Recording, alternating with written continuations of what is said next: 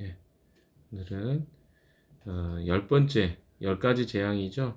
그 10가지 재앙에서 첫 번째 재앙인 물이 피가 되는 이야기가 오늘 언급되어 있습니다. 이 이야기를 통해서 하나님 우리에게 무엇을 말씀하고 계시는지를 함께 나누도록 하겠습니다.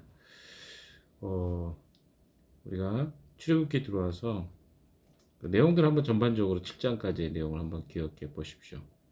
원래 바로의 궁전에 살았던 모세가 자기 민족 히브리 민족을 돕는다는 이유로 노예를 감독하는 감독관을 죽이게 되고, 그것이 발각될까봐 두려워서 이제 광야로 가게 되죠. 거기에서 이드로와 그의 아내 십보라를 만나게 됩니다.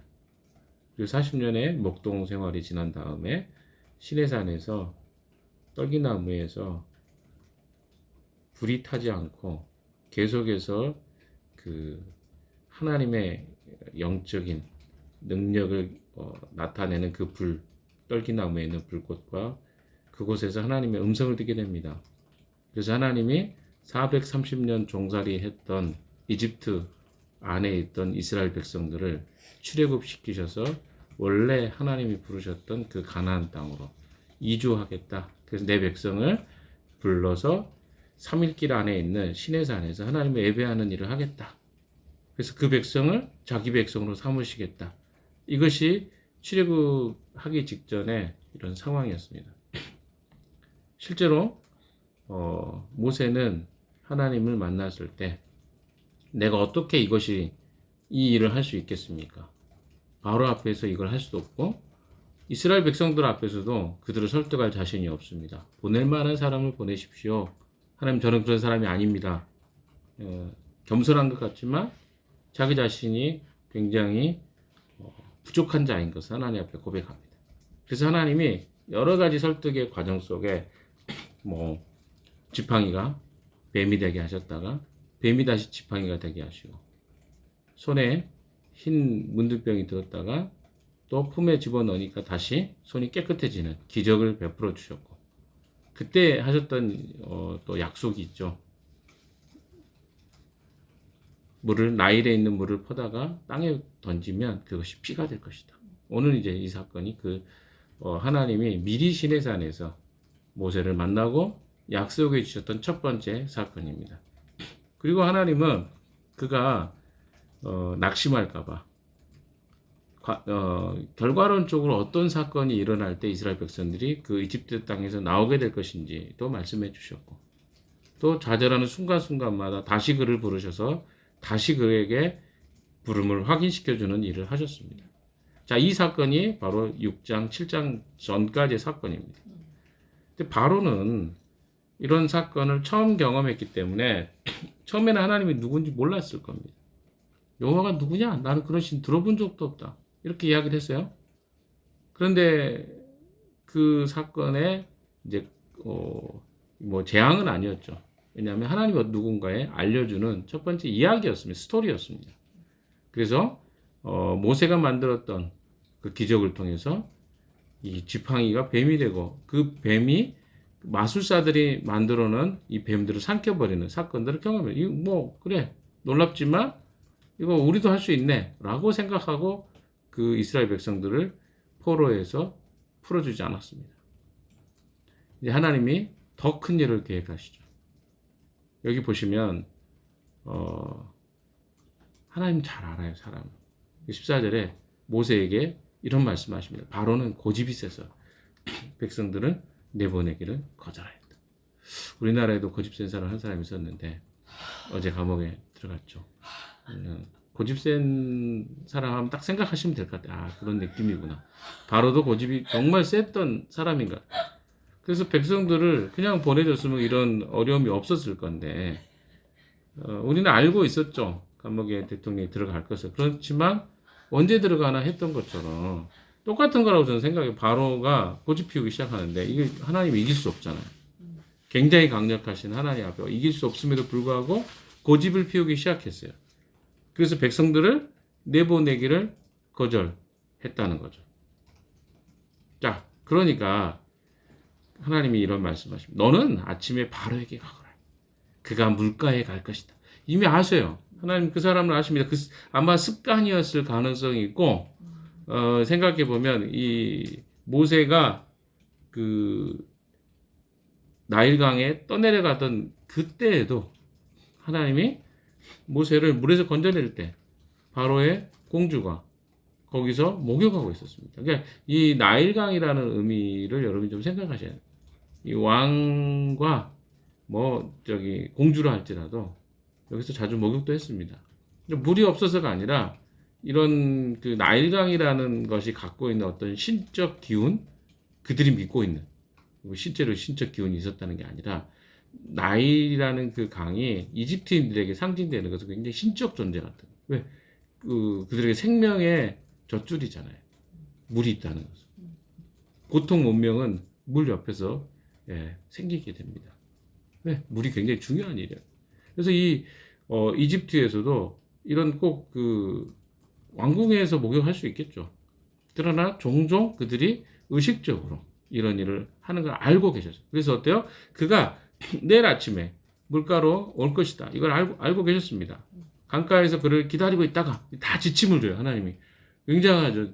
우리가 볼 때 우리가 믿고 사는 신앙의 삶 속에서는 마치 우리는 하나님하고 전혀 상관없이 우리가 알아서 믿음으로 우리 삶을 살아갈 것 같지만 사실 그리스도인의 신앙은 대부분 뭐냐? 하나님 지침을 주십니다. 삶의 가이드를 다 주셔요. 그럼 우리 그걸 수행하는 거예요. 예수님도 이 땅에 오셔서 하나님이 주셨던 가이드와 또 지침 속에서 그 삶을 사셨던 것처럼 우리도 마찬가지입니다. 그런데 그 지침을 주듯이 주님이 모세에게 이야기하죠. 그를 만나라. 너는 뱀으로 변했던 그 지팡이를 손에 들고 가라. 그러니까 장소 지정해 주셨죠. 시간 지정해 주셨죠. 방법도 지정해 주십니다. 그때 이걸 못하면 말이 안 되죠. 자, 16절 같이 읽어볼까요? 시작. 그에게 이렇게 말하여라. 히브리 사람의 하나님이신 주님께서 나를 임금 있게 보내어 너희에게 나의 백성을 보내어 그들이 광야에서 나에게 예배하게 하라 하셨는데도 임금은 아직까지 그 말을 듣지 않았습니다. 그래서 주님께서 말씀하시기를 이제 주님께서 친히 주님임을 임금님에게 기어이 알리고야 말겠다고 하셨습니다. 보십시오. 내가 쥐고 있는 이 지팡이로 강물을 치면 이 강물이 피로 변할 것입니다. 그러니까 이 사건의 목적은 무엇입니까? 친히 주님임을 임금님에게 기어이 알리고야 말겠습니다. 좋은 번역인지 모르겠어요. 임금님이란 말도 사실 상당히 귀에 거스리고 새 번역이 그렇게 그렇습니다만은 그래도 분명한 건 뭐예요? 주님께서 친히 자기 자신이 주님이신 것을 기어이 알리시겠다. 그러니까 알리는 게 목적. 지금 왕에게 지금 이 기적과 이사의 목적은 뭐냐면 하나님이 어떤 분인가를 알려줘요. 그러니까 그렇게 이야기하면 10가지 재앙은 전부 하나님이 누구이신가를 증명하기 위해서 베풀어진 기적들이다. 자, 그런데 여기 보시면 히브리 사람의 하나님이신 주님께서 히브리 사람의 하나님이라는 표현은요. 이방 사람들에만 할 때 쓰는 표현입니다. 히브리의 하나님. 히브리 사람의 하나님. 우리 하나님이라고 표현하지 않고 히브리 사람의 하나님이신 주님께서 그렇게 표현하죠. 그리고 나의 백성이라는 말은 뭡니까? 이집트 사람하고 누구하고 이스라엘 사람들하고 다른 민족인 것을 명확히 합니다. 사실은 이집트 안에 이스라엘 백성도 살고 있었기 때문에 이집트 백성이 될 수 있었어요. 그러나 하나님은 그 땅에 고센 땅이죠. 이집트에 있는 고센 땅에 이스라엘 백성을 보내셨던 이유가 있었습니다. 그 무엇입니까? 그들을 큰 민족 되게 아브라함과 약속했던 큰 민족 되게 해서 출애굽시키는 거였어요. 우리가 출애굽기를 하고 있잖아요. 출애굽하는 건데 애굽을 나가는 거잖아요. 그런데 왜 하나님이 이 목적을 가지셨죠? 이것은요.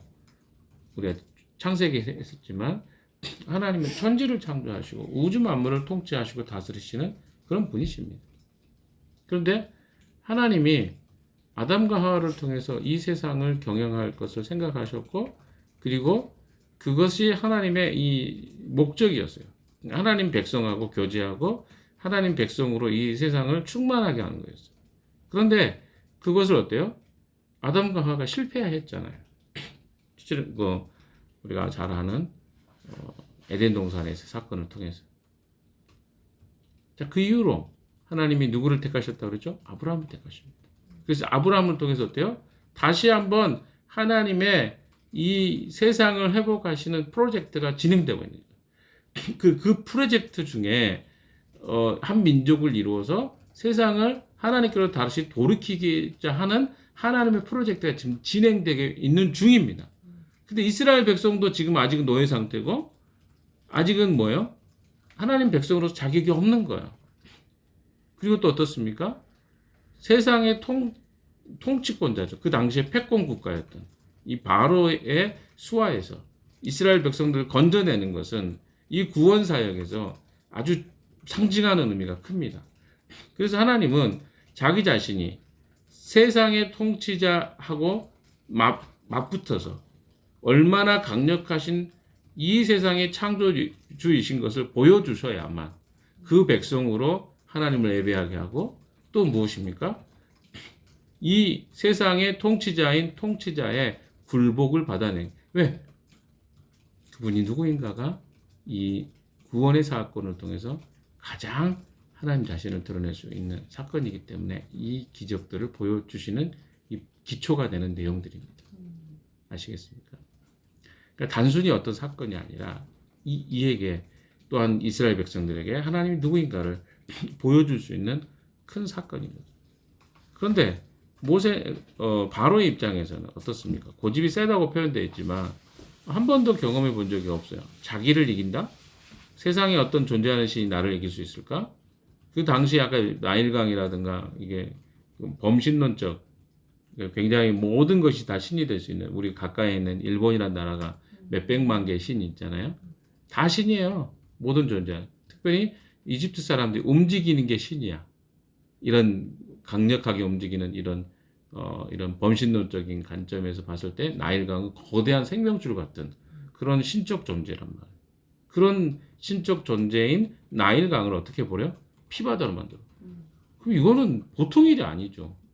여러분 생각해 보세요. 우리가 아라뱃길에 그 물이 다 피로 변했다고. 이거 말도 안 되는 이야기잖아요. 근데 실제로 그런 이야기인 겁니다. 그러니까 이 사건이 어떻게 인간이 할 수 있는 기적이겠어요. 그래서 주님이 자기 자신을 친히 알리기 위해서 강물을 치면 이 강물이 피로 변할 것이다. 되게 우리는 이제 스토리로 이야기하지만 왜 하나님이 이 일을 행하셨는지를 기억하실 필요가 있겠습니다. 18절에 보시면요. 강에 있는 물고기는 죽고 강물에서는 냄새가 나서 이집트 사람이 그 강물을 마시지 못한 다 친절하게 설명해요. 이거 물이 피가 되면 어떤 일이라냐 물고기가 죽게 될 거야. 그리고 강물에서는 냄새가 나고 이집트 사람이 그 강물을 마시지 못해. 왜? 이건 엄청난 사건입니다. 왜요? 문명이 거기서 발생했다니까요. 그런데 이 이집트에 강물을 마시지 못하는 그런 일이 생겼는데 아무렇지도 않다? 어떤 강심장이 그것을 버틸 수 있겠습니까? 그런데 바로는 그걸 버텨낸 대단한 강심장이라니까요. 얼마나 고집이 센 사람인지를 우리가 알 수 있습니다. 19절 이하를 한번 읽어봅시다. 주님께서는 다시 모세에게 이르셨습니다. 너는 아론에게 이르기를 지팡이를 잡고 이집트의 모든 물 곧 강과 운하와 늪과 그 밖에 물이 고인 모든 곳에 손을 내밀라고 하여라. 그러면 그 모든 물이 피가 될 것입니다. 이집트 땅의 모든 곳에 피가 될 것이다. 나무 그릇이나 돌 그릇까지도 피가 될 것이다. 아론에게 명하죠. 그러니까 어떻게 보면 하나님이 리더십을 세우시는데 어떻게 세웁니까? 하나님이 모세를 부릅니다. 그리고 모세를 통해서 그걸 직접 행하는 게 아니라 누구에게? 아론에게 또 수행하게 해요. 그러니까 이게 참 하나님의 리더십이에요. 권한이 주어지잖아요. 그 포지션이나 위치가 결국은 그 사람의 그 부르심과 연관되어 있어요. 어떤 부분에서. 다 그게 해당되는 건 아니지만 부르심에 적합하지 않은 사람도 세워지지만 세상의 사람들은 그러나 하나님은 부르실 때 그 자리에 적합한 자를 세우십니다. 그리고 그 사람에게 어떤 존재였겠어요? 아론에게 모세는 어떤 형이었지만 신과 같은 하나님 그랬잖아요. 너는 바로에게 신과 같은 존재, 하나님과 같은 존재가 될 거다. 이렇게 표현하잖아요. 아론에게도 아마 그런 느낌이 들었을 겁니다. 왜? 자기에게는 하나님 직접 말씀 안 하시는데 누구에게? 모세에게. 그러니까 모세가 어때요? 대단한 존재가 돼요. 그러니까 여러분 생각해 보세요. 어떤 사람이 대단한 사람이냐면 하나님의 음성을 듣는 사람이 대단한 사람인 거예요. 특별한 게 아니에요. 우리가 이렇게 큐티를 하고 하나님 말씀을 듣고 보는 것은요. 그런 의미에서 중요합니다. 왜? 하나님의 음성을 직접 들으면 대단한 거예요. 여러분의 삶에 보십시오. 문제가 생기고 일이 생길 때 하나님의 음성을 들을 수 있으면 여러분에게는 모세와 같은 반열에 서 있는 사람인 거예요. 하나님이 그렇게 세우신 거예요. 그래서 하나님의 음성 듣는 게 굉장히 중요한 일입니다. 하나님이 그렇게 리더십을 세우시기 때문에. 그러니까 영적인 지도자는 이 하나님의 음성을 들을 줄 알아야 돼요. 그래야 그 사람이 리더가 되는 것이죠. 근데 지금 모세를 통해서 아론에게 이르게 하죠. 지팡이를 내밀어서 모든 물, 강과 운하와 늪과 물이 고인 모든 것, 심지어 물이 고여있는 나무 그릇이나 돌그릇에까지도 피가 될 것이다. 물이 있는 곳에.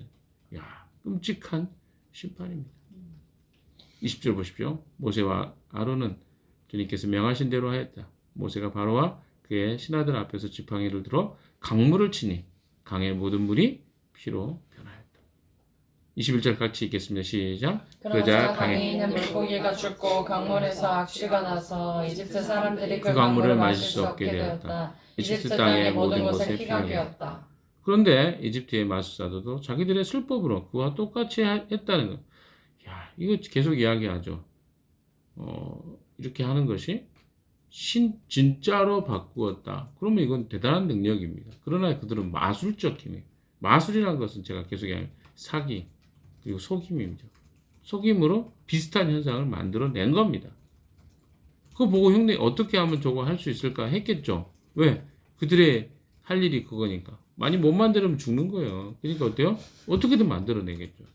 이거 왜 그러면 바로는 여기에 집착했을까요?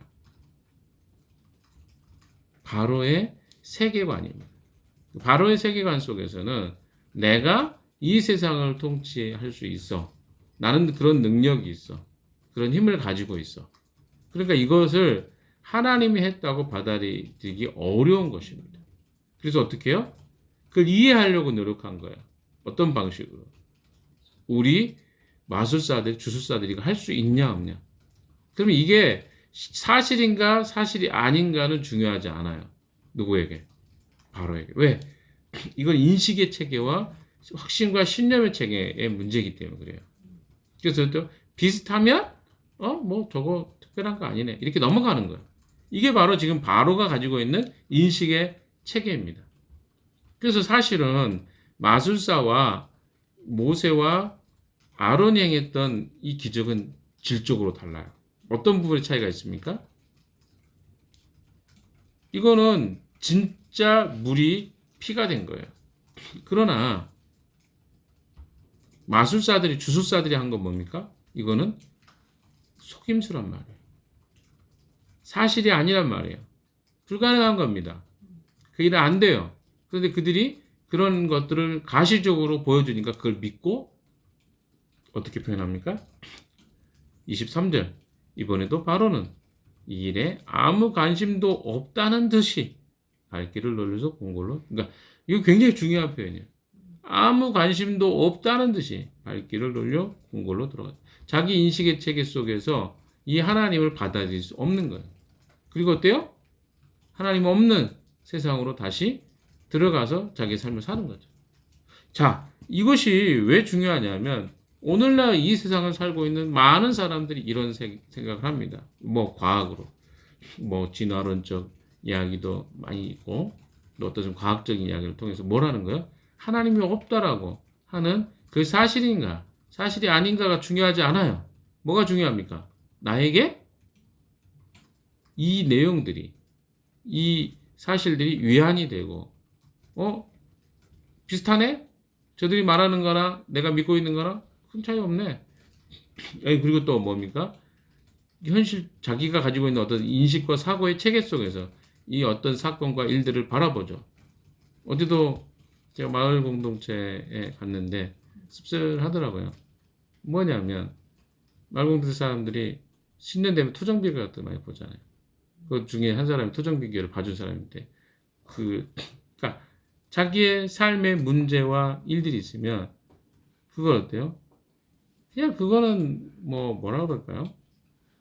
심심풀이로 하는 거잖아요. 사람들이 사실도 아니고 실제도 아님에도 불구하고 거기에 자기의 귀와 눈과 마음을 두고 있는 걸 보게 됩니다.